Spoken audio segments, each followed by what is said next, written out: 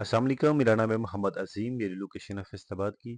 और ये माशाल्लाह से मैं ऑर्डर जो भेज रहा हूँ ये समुंदरी रोड पहाड़ी ग्राउंड से मेरे भाई ने मुझे ऑर्डर किया था कि अज़ीम भाई फुल रूम जो है वो डेकोरेट करवाना। जो बाहर सेन की जो एक इंट्रेंस है वहाँ हमने डब्ल्यूपीसी ये वुड वाला जो पैनल है वो इस्तेमाल करना है।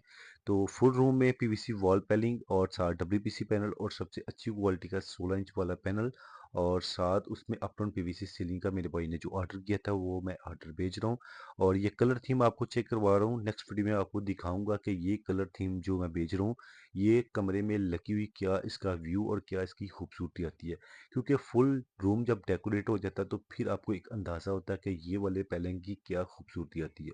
बहुत से ऐसे मेरे बहन भाई जो आन के शॉप पे ये कहते हैं कि अजीम भाई कोई रूम जो आपने तैयार किया हुआ है तो वो हमें दिखाएं, हम उनमें से कोई डिसाइड कर लेंगे। तो जब फुल रूम की वीडियो उनको दिखाते हैं तो वो फौरी कहते हैं कि अजीम भाई ये कलर थीम और ये रूम आप तैयार करवा दें। शुक्रिया।